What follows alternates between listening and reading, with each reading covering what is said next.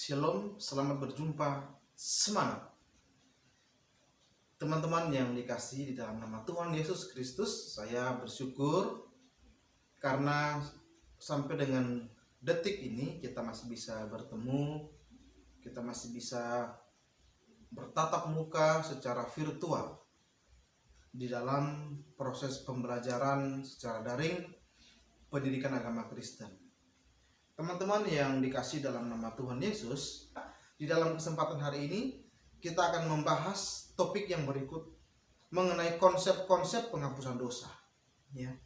Konsep-konsep bagaimana manusia berusaha untuk mengatasi atau untuk menghapus dosanya.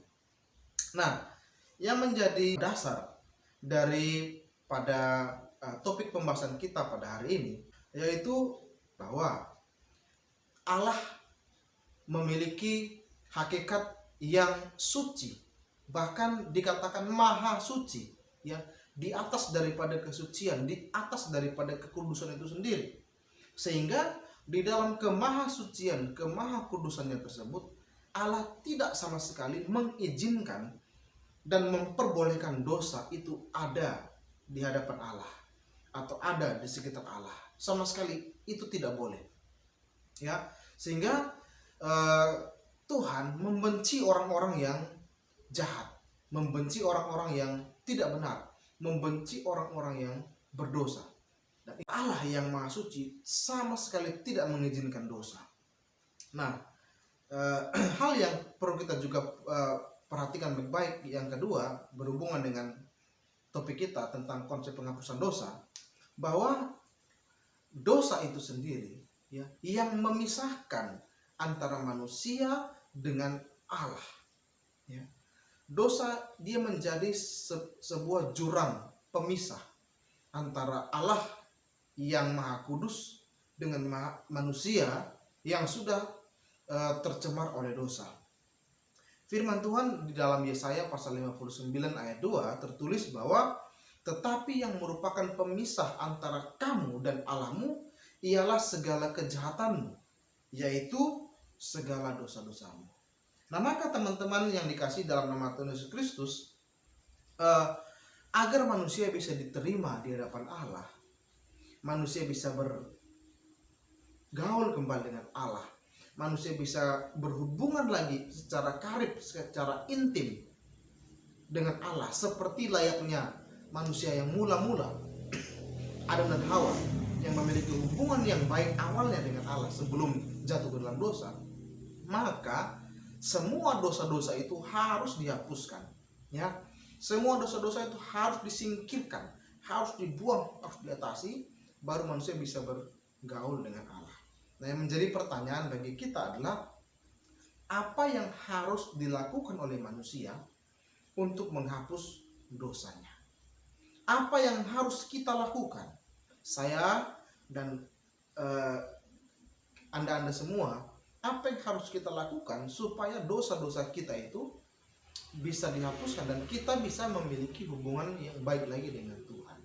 Ini pertanyaan yang akan mendasari topik kita pada hari ini. Nah, teman-teman, hari ini kita berbicara mengenai salah satu konsep, yaitu manusia berusaha untuk menghapus dosanya. Ya. Salah satu konsep yang pertama hari ini kita berbicara mengenai konsep amal dan pahala. Nah, ada cara-cara manusia yang berusaha untuk menghapus dosanya. Manusia dengan cara bertobat, berhenti melakukan dosa-dosa yang besar. Ya, jadi manusia mengklasifikasikan, ada dosa kecil, ada yang dosa besar. Manusia juga berbuat amal, amal kebaikan. Ya. Manusia berusaha untuk berbuat sesuatu yang terbaik untuk orang yang sudah meninggal, atau bisa dikatakan amal untuk orang yang meninggal. Nah, kita temukan ada orang-orang yang ketika ziarah kubur, ya, dia membawa makanan atau membawa rokok atau membawa yang dikatakan kesukaan daripada orang yang sudah meninggal itu. Ya, tujuannya ya salah satunya untuk supaya dia bisa berbuat baik kepada yang sudah meninggal, tujuannya supaya dosanya juga dihapuskan. Ada juga dengan orang manusia yang berupaya memperbanyak sedekah, memberikan sumbangan dan lain sebagainya. Harapannya dengan semakin banyak sumbangan maka semakin cepat dosanya itu dihapuskan. Juga berbuat melakukan berbagai macam sembahyang, ritual-ritual keagamaan, beribadah, sembahyang, kebaktian. Semakin banyak ibadah, maka semakin banyaklah dosa yang dihapuskan. Ya, juga ada yang dilakukan dengan berpuasa. Dan berpuasa diharapkan sekian lama puasanya, maka dosanya juga semakin cepat untuk dihapuskan. Ada juga yang ekstrimnya, yang bahkan dia rela mengorbankan nyawanya, mati, ya, demi suatu keyakinan yang dia yakini, yang dia anut. Ketika dia sampai kepada titik dia mati, maka dosanya sudah pasti dihapuskan. Dia sudah pasti menempati surga yang diberikan oleh Tuhan. Nah, dan banyak-banyak hal yang lain lagi yang berusaha dilakukan oleh manusia dengan tujuan untuk menghapus dosanya. Nah, secara spesifik hari ini kita membahas mengenai tadi amal. Ya, bagaimana manusia berbuat amal yang baik untuk menghapus dosanya. Nah, teman-teman, kita sudah berbicara mengenai amal, tapi sebenarnya apa sih itu amal? Ya, kita sering mendengar, ayo berbuat amal, ya, dan sebagainya. Tapi sebenarnya apa itu amal? Menurut Kamus Besar Bahasa Indonesia, amal itu memiliki pengertian perbuatan atau pekerjaan. Ya. Jadi amal itu, ketika saya berbicara, ayo kita beramal, ya, maka beramal yang bagaimana? Karena ketika berbicara mengenai amal, itu berbicara mengenai perbuatan atau tindakan atau pekerjaan. Maka supaya lebih spesifik, maka harus berbicara, ayo kita beramal yang baik. Nah, maka kita melakukan perbuatan yang baik, ya, tindakan yang baik. Jadi amal itu perbuatan atau tindakan. Nah tentu manusia berusaha melakukan banyak-banyak amal yang baik, mengumpulkan amal-amal yang baik, supaya semakin banyak amal yang baik dilakukan, ya, bahkan lebih banyak daripada amal yang buruk, maka itu menjadi satu langkah, satu cara untuk membawa manusia masuk ke dalam surga, ya. Karena masuk surga ditentukan oleh banyaknya amal baik seseorang menurut, ya, kepercayaan orang yang melakukan itu. Nah, jadi memang ada keyakinan daripada manusia yang meyakini bahwa semakin banyak saya berbuat amal yang baik, maka amal baik saya itu akan melebihi amal buruk saya, ya. Nah, maka dengan demikian saya akan memiliki kemungkinan untuk bisa masuk surga dan bersama-sama dengan Tuhan, karena ternyata amal baik saya itu lebih banyak daripada amal yang tidak baik atau amal buruk. Nah, ada banyak sih jenis amal, ya, kalau kita mau pelajari dari banyak kepercayaan, banyak agama, banyak aliran, ya, keyakinan. Amal itu ada banyak hal yang berbicara mengenai amal. Ada berbicara mengenai amal ibadah, ya. Ada berbicara mengenai amal saleh, ya. Ya, logikanya amal ibadah, ya, memperbanyak ibadah. Misalnya kalau ada orang Kristen yang mempercayai tentang amal, maka dia akan memperbanyak ibadahnya. Kalau bisa dalam ibadah hari Minggu, ya, sebisa mungkin dia akan terus beribadah. Ibadah pagi, ibadah siang, ibadah sore, ibadah malam. Jadi satu minggu dalam hari Minggu itu dia 4 kali beribadah. Karena tujuannya, dia pikir apa? Semakin baik saya beribadah, maka amal ibadah saya semakin tinggi, yang akan melampaui daripada amal-amal buruk saya sepanjang satu minggu. Mungkin amal buruk saya suka cakap kotor, ya, amal buruk saya suka bully orang, amal buruk saya suka menyontek, ya, amal buruk saya hal yang lain lah pokoknya itu, ya. Nah, maka saya akan membalasnya di hari Minggu ketika beribadah. Sebanyak mungkin saya beribadah, supaya perbuatan baik dari amal ibadah itu mungkin value-nya, nilai amal ibadah lebih tinggi daripada amal-amal tindakan yang lain, maka saya akan memperbanyak ibadah saya, ya. Maka tidak heran ada, ya, orang-orang yang punya pemahaman seperti ini. Nah, ada juga mungkin amal dikatakan amal saleh, ya, ya, tindakan-tindakan yang dilakukan, ya, untuk menunjukkan bahwa dia seorang yang saleh, orang yang baik, maka dia akan bertindak, berbuat sebanyak mungkin tindakan-tindakan yang baik, kebaikan-kebaikan yang dia lakukan sebanyak mungkin. Dia berusaha benar-benar menjadi orang yang baik, sungguh-sungguh menjadi orang yang baik, dengan tujuan bahwa ketika dia sudah menjadi orang yang baik dan dia melakukan banyak kebaikan, maka itu akan bisa membawa dia masuk ke dalam surga. Ya, pemahaman yang baik, pemahaman yang tidak bisa kita katakan keliru, ya, karena siapa sih yang tidak ingin menjadi orang baik? Semua orang ingin menjadi orang yang baik, ya. Dan siapa sih yang tidak ingin masuk surga? Semua orang ingin masuk surga. Saya pun ingin masuk surga, Anda juga tentu ingin masuk surga. Saya ingin menjadi orang baik, kalian juga tentu ingin menjadi orang-orang yang baik. Nah, tetapi apakah pemahaman-pemahaman ini, kebaikan yang saya lakukan itu bisa membawa saya masuk surga? Ya, apakah kebaikan-kebaikan, hal-hal amal-amal baik yang saya lakukan itu benar-benar bisa menjadi sebuah perahu yang membawa saya menyeberangi lautan dosa saya, ya, yang bisa membawa saya terlepas daripada ancaman jurang maut dan saya masuk ke dalam surga? Apakah kebaikan-kebaikan itu bisa menjadi jembatannya, bisa menjadi sarananya, bisa menjadi medianya? Nah, itu yang perlu kita pertanyakan, ya, sehingga kita tidak merasa sia-sia ketika kita berbuat baik, ketika kita sudah sering melakukan kebaikan, ya, ujung-ujungnya ternyata kebaikan itu tidak membawa kita kepada hal yang kita harapkan. Nah, maka kita perlu pemahaman yang benar, teman-teman yang dikasihi oleh Tuhan Yesus Kristus. Nah, tetapi ya, amal itu ternyata sebenarnya tidak serta-merta langsung bisa menyeberangkan orang yang menganut daripada pemahaman ini bahwa amal itu langsung membawa saya ke surga. Ternyata tidak juga. Karena ternyata di dalam pemahaman kepercayaan di luar kekristenan, ya, di luar yang disampaikan oleh Alkitab, ternyata amal itu pun ada ukurannya, ada timbangannya. Ketika diukur, apakah amal baik lebih berat daripada amal buruk, atau amal buruk malahan lebih berat daripada amal baik, atau seimbang amal buruk dan amal baik. Timbangan ini seringkali dikatakan atau diajarkan itu digunakan pada akhir zaman, ya, yang akan dipakai untuk mengukur amal-amal perbuatan seseorang. Apakah perbuatan baiknya yang berat, ya, sehingga bisa memungkinkan dia masuk surga, atau amal buruknya yang lebih berat, yang akhirnya membawa dia masuk ke dalam neraka.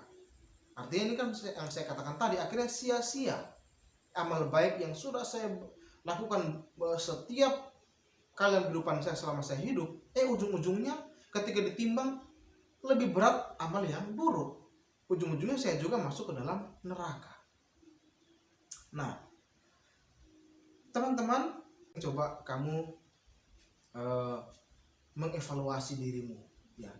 Pikirkanlah, misalnya kita hari ini dipanggil oleh Tuhan. Sebelum kita dipanggil oleh Tuhan, Tuhan kasih waktu kepada setiap kita hari ini. Coba misalnya, Rio, ya, kamu 1 jam lagi kupanggil, kamu 1 jam lagi meninggal, ya. Sekarang kamu renungkan, selama hidup kamu 34 tahun ini, lebih banyak amal baik atau lebih banyak amal yang buruk? Nah, coba teman-teman, kalian coba memikirkan, ya, berandai-andai. Sejam kemudian Tuhan panggil kalian, ya, nyawa kalian diambil, tapi sebelum diambil Tuhan kasih kamu berpikir dulu, ya, renungkan sepanjang hidup kalian sampai detik ini, lebih banyak mana, amal baik atau amal buruk? Ya. Saya yakin teman-teman, siapapun kita yang berpikir saat ini, tentu semua kita memiliki kesimpulan yang sama, bahwa sejatinya lebih banyak amal buruk kita. Ya. Sejatinya sebenarnya tidak ada manusia yang ketika misalnya ditimbang nanti di akhir zaman, lebih banyak amal baik daripada amal buruk. Sulit sekali, mungkin ada, tapi sangat sedikit. Ya. Lebih banyak manusia, pasti akan lebih berat amal buruknya. Coba renungkan. Nah, maka kesimpulannya teman-teman, berbicara mengenai amal ini pun, setiap orang yang akan masuk surga dengan cara berbuat amal bisa, ya, ada kemungkinan. Ya, saya pun memikirkan ada. Tetapi seorang yang mau masuk surga dengan sarana amal yang baik, dia harus 100% ya melakukan amal baik dalam kehidupannya. Tidak boleh tidak 100%. Kenapa? Karena apabila hanya 99,9%, tinggal 0,1% saja ya ada amal buruk dalam kehidupannya, maka itu akan menghanguskan 99,9% amal baik orang tersebut ya, sehingga dia tidak jadi masuk surga, malah karena 0,1% amal buruk itu dia masuk neraka. Kenapa? Kita balik kepada pemahaman awal tadi, bahwa Tuhan Allah Maha Kudus tidak mengizinkan sekecil apapun ya dosa itu ada di hadapannya. Nah, maka teman-teman ya, ternyata berbuat amal baik untuk masuk surga itu sangat sulit, bahkan mustahil bisa membawa manusia masuk ke dalam surga. Nah, maka kita melihat dari konsep kekristenan, konsep Alkitab ya, mengenai amal, mengenai perbuatan baik ini, dan juga mengenai pahala ini ya, surga itu sendiri. Alkitab sangat tidak sependapat dengan pemahaman itu. Pemahaman apa? Pemahaman bahwa kebaikan seseorang yang bisa menjadi suatu sarana membawa orang ke surga. Alkitab sama sekali tidak sependapat dengan pemahaman ini. Ya. Alkitab tidak membenarkan bahwa pekerjaan baik sebagai sarana untuk memperoleh surga atau kehidupan kekal. Di luar Alkitab, agama atau kepercayaan lain mengajarkan ini. Ya. Di luar kekristenan, agama-agama kepercayaan yang lain memberikan pengajaran bahwa perbuatan baiklah yang akan membawa orang masuk ke dalam surga. Tapi keunikan Alkitab, keunikan kekristenan, perbuatan baik bukanlah sarana untuk membawa seseorang masuk ke dalam kehidupan kekal. Jadi dalam kekristenan apa sarananya ya yang membawa seseorang masuk ke dalam kehidupan kekal? Apa media ya? Kalau bukan perbuatan baik maka apa lagi? Karena perbuatan baik itulah yang dilakukan. Bahkan kita orang Kristen pun berbuat baik. Loh, sekarang dikatakan bahwa perbuatan baik itu tidak membawa orang masuk surga. Jadi selama ini saya sia-sia dong. Teman-teman, simpan pertanyaan kita. Karena pertanyaan ini akan terbuka di dalam materi-materi selanjutnya. Bagaimana kelanjutannya materi kita lanjut di dalam pelajaran yang materi-materi yang selanjutnya. Maka sampai di sini ya percakapan kita, pembelajaran kita pada hari ini, kita sampai dalam kesimpulan bahwa usaha manusia lewat perbuatan baik, lewat amal baik juga adalah hal yang sia-sia membawa orang untuk masuk ke dalam surga. Baik teman-teman yang dikasihi Tuhan, saya memberikan tugas kepada kalian semua ya. Catat 3 ayat ini. Yang pertama, Efesus pasal 2 ayat 8 sampai 10. Yang kedua, Yesaya 64 ayat 6. Dan yang ketiga, Titus 3 ayat 4 dan 5. catatlah apa yang kamu dapatkan dari ketiga ayat tersebut berkaitan dengan topik kita mengenai amal baik, perbuatan baik. Yang kedua, berdasarkan ayat-ayat tersebut, kalian simpulkan dalam kesimpulan sementara kalian, yaitu mengapa orang Kristen diwajibkan melakukan perbuatan yang baik. Baik teman-teman, terima kasih untuk kebersamaan kita dalam materi yang ada hari ini. Kiranya kita boleh mendapatkan pemahaman yang baik dari materi hari ini. Terima kasih, selamat siang, dan tetap semangat.